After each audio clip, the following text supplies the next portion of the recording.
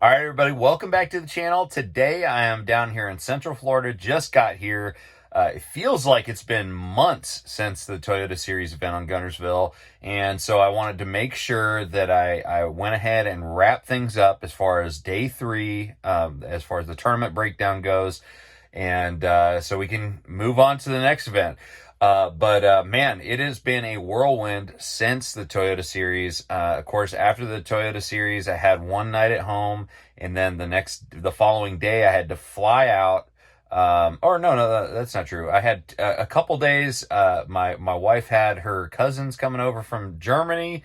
We hung out with them, and then I flew down to Texas. So we flew down. I flew down to Texas for a little bit of Sweetwater filming.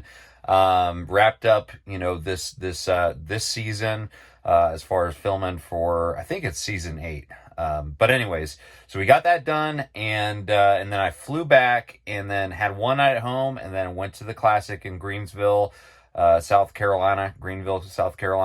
Had a great time. The Classic was a blast. Got to hang out with my friends at Z-Man, Seagar, Navionics, Phoenix, Battleborn, just everybody, all my partners. It was great catching up with them. And man, let me tell you, I cannot tell you guys how much I appreciate when I see you and you come up to me and you tell me that you like watching my channel. I mean, that is one of the most special things about doing this whole deal, is having people that come up to me and, tell me they watch it. So I am absolutely honored. So thank you guys very much for that. Anybody that came up to me at the Classic. And so after Greenville, obviously went home real quick, picked up the boat, trucked it down to Florida. So here we are, Leesburg, Florida. We are ready to start practice for the next Pro Circuit event here on the Harris chain. And so I'm excited to be down here, man. So, but I wanted to make sure we wrap this up. Let's get started on the breakdown of day 3 of the Toyota Series. So day 3, I think we were tied for 9th or 10th place after day 2. We had 2 18-plus pound bags. I think it was 1811, 18.5, something around there, for 2 days in a row. And then, so the third day, I was really, really excited. So first off, day 1, we had to fish plan B. Worked out, we got our weight. But day 2, we fished that plan B area. But then, I did notice that the water was kind of clearing up on the main river, which was my primary pattern. And so I went out there for the last hour and a half of the day and absolutely crushed them. Just had a blast out there. And so I was really hoping that going into the final day, that those main river areas were going to be clear enough. So that was the main thing. I was really excited about going into day 3 because I really thought that I had a great chance at catching a giant, 20-plus pound bag. And I knew things would shake up a little bit. The leader was fishing below the spillway, I think in Wheeler, and because of the high current situation, I knew that it would be very tough for him to catch him a third day in a row. So I knew that I could move around a little bit, but I knew I also needed that clear water on the main river, and we had a lot of rain that week and a lot of flooding. So anyways, let's get started. Let's start watching this video here. All right, press play. All right, so here we are. We started off in the main river, actually. So it turns out that a new mud line had permeated the areas that I was fishing on the main river, and that didn't end up working out. So you're seeing me here on my my plan B area in the back of this creek. It was, this big bay, the same place you saw me the first 2 days catching the majority of my weight. So we went back here. One thing that was really tough was there was a ton of floating eelgrass. The water had rose to levels I really had never seen it on Guntersville. I mean, it was on top of most of the walkways. And man, it was all that grass that had been pushed onto the shoreline and went high and dry now was floating around. So it made it really difficult to fish this area. You could see my co-angler there. He was, just picking off some grass, and it seemed like every single cast I was having a really difficult time keeping that chatterbait free of that grass. So I think we're gonna be making a move here pretty quick. Maybe the last cast or something. Aside from, the water being high and there being a lot of grass, it also made it pretty dirty in the bay too. So, this area that I'd caught the majority of my weight, just was not feeling right. You can see now I'm starting to pull everything up, get that motor guide up,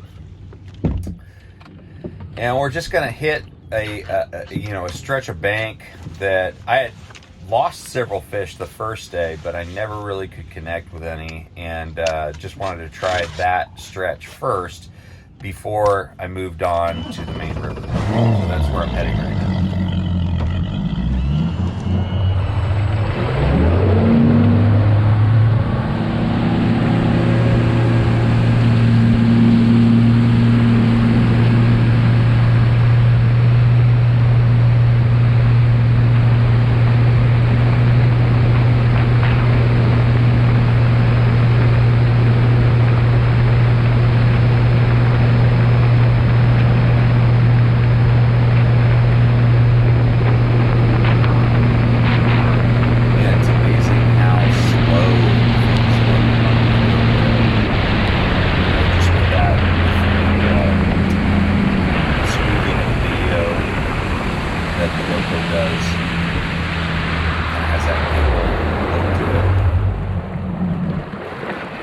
So this stretch bank really appealed to me because it was like the last steep, deeper bank before you got into this heavily vegetated shallow bay. So just want to hit this real quick. Real pretty textbook little staging bank.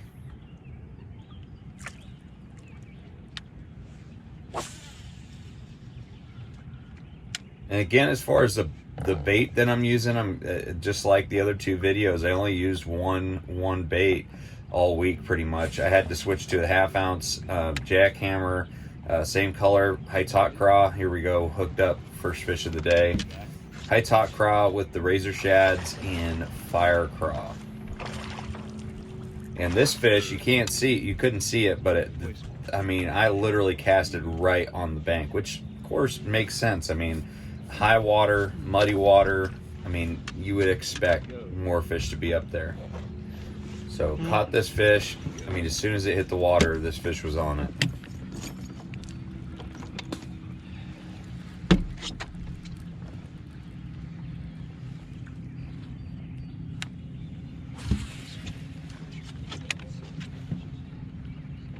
Just make sure that it measured. All the fish I'd caught prior to this fish this day were more than big enough to keep, and this one was like 16 inches, so we were good there. Thanks for the assist. Swim real quick.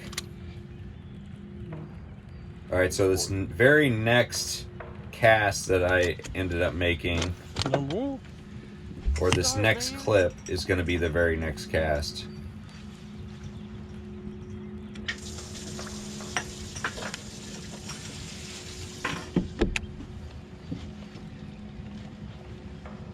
Right on the bank.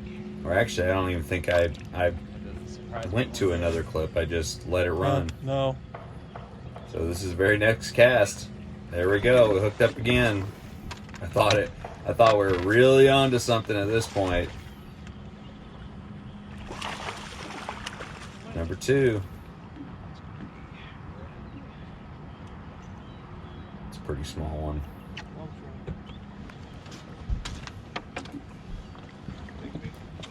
Sure. This one I definitely had to measure.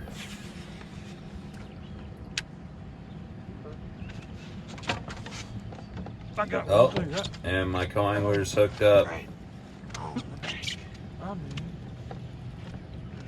I mean, after, you know, essentially 3 casts in a row catching fish, you'd think that it would just, you know, we would have something real special going on. But unfortunately, spoiler alert, didn't catch another fish on that entire stretch. Even hit, you know, the same casts multiple times. So I don't know what was going on there. Just 3 fish that were ready to eat. Maybe a group moved up shallow just for a brief moment. We got the timing right. I don't know what it was, but those were the only 3 fish that we ended up catching in that stretch.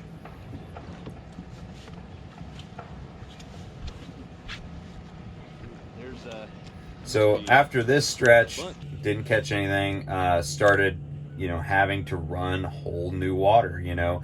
I really wasn't happy with how much floating eelgrass was in that bay, and didn't like the main river mud line. So we ended up chasing the clearer water that was up the river, but now was kind of mid-lake. So we went down to the mid-lake area until we found that clear water that was up lake the day before, and started trying to run some brand new water.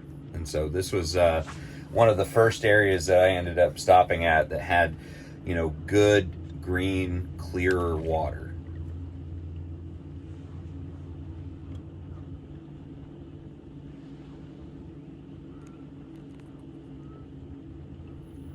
And you can see, you know, both my Humminbird and my Lowrance had Navionics maps on it. Those were really key for being able to run new areas, especially that relief shading feature, that overlay on the Lowrance there. You can see it makes it really, really easy to pick out areas if you're running a milk run based on depth zones. Helped me find, you know, some suitable areas that had the right depth to have that eelgrass.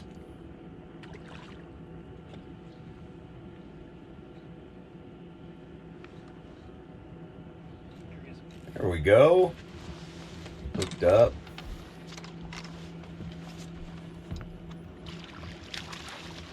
Not a big one, but I was happy to have it, man. You know, running all brand new water. I mean brand new. Never fished it before. You know, that entire weekend had never fished there. I've fished in this spot when I used to live on Guntersville, but hadn't fished there in years.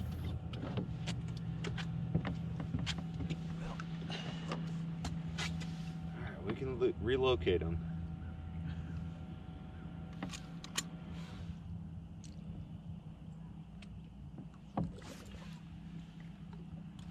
All right, so same deal, you know, a similar area, just trying to run this pattern.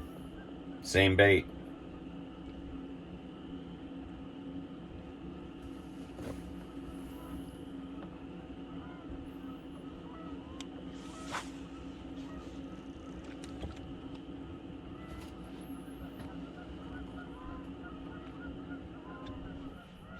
There we go, hooked up.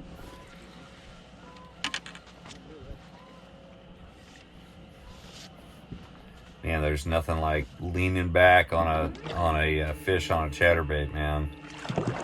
Nothing like it.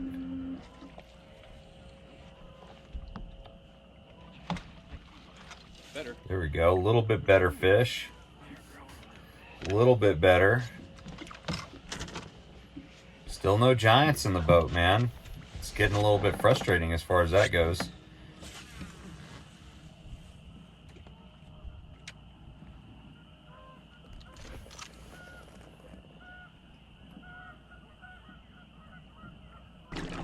All right, new area.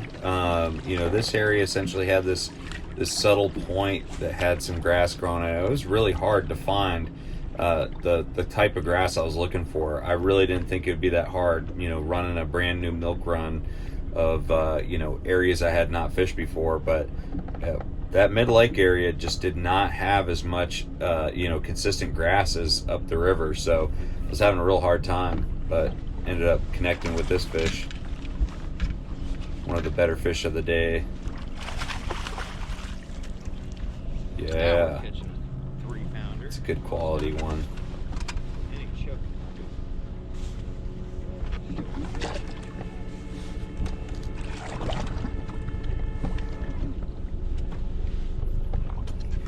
I was super happy with this one. If you look real closely, kind of like on the right hand side of the screen, you can see there was a lot of loons diving in this area. The loons were kind of something I was really paying attention to because they seemed to be in the same areas that I was getting bit in, you know. Now, so that as soon as I saw some loons, I would stop and, you know, fish that area as long as I thought there was some grass around. This is the same area.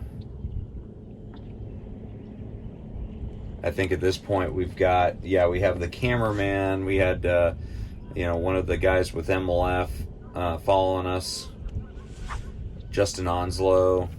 Shout out to Justin. He was out there doing a little photog work, so I had to catch him one. You always got to catch one for the camera. So you can find this photo on MLF, MajorLeagueFishing.com on my profile. Another quality fish. My co-angler actually ended up catching a couple decent ones, I think, here on this stretch too. So I think he caught two bigger than the two that I caught here, or maybe just one. I can't remember, but I know that I ended up having to net one for him too, while Justin was there. All right, so after this fish, man, I was really pumped. I thought that, man, I could really figure out, you know, I had a pattern, and I was able to find some new water, and I just could not find the type of areas that I was looking for. So the further down the lake I ran, the less areas I liked, and so I ended up running back up the river and tried to, you know, find some new areas. So I was just kind of covering water, and this was kind of a bonus fish right here. Boom, there he is. Yeah, I was really frustrated at this point because as soon as I get into an area I got some good vibes about, that floating eelgrass would just be so choked in there that I could not work a bait, even the chatterbait, through it, and it was really, really super frustrating. But this ended up being the last cull of the day. I mean, it was a decent fish. I think it was like 2 3/4, something like that. But yeah, it wasn't a giant, man. And so yeah, that was the end of day 3. Ended up bringing in right over 14 pounds, and that ended up moving us to 9th place. So overall, man, you know, just to kind of sum up the entire event, number one, I've never done well on Lake Guntersville, especially during the pre-spawn. And so we had a great event. Out of 328 boats, we finished 9th place, got another top 10. I am super happy about that. What I wasn't stoked on was the fact that, you know, I really thought that after I caught those first 2 18-pound bags, I really had a shot at possibly winning or getting into that top 5. So I was, you know, I was a little bit disappointed after the 3rd day, after I couldn't achieve that milestone. But running new water, you know, and just fishing by the seat of my pants and not, you know, letting up, you know, and catching 14 pounds, I'm still proud of myself for that. And so overall, it was a good tournament. Got a good check, and good points for the Toyota Series in the Central Division. So there we go. I mean, that's what it's all about. So anyways, guys, thank you guys for so much support, especially that week. And yeah, keep up with me throughout this whole MLF Pro Circuit event on the Harris chain. It's kind of a weird tournament. It starts on Sunday and goes through Monday, Tuesday, Wednesday. So it's a Sunday through Wednesday. I've never fished one of those, similar to the Toyota Series. So yeah, keep up with all the action on that. And as always, I'm going to see you out on the water. Take care, guys.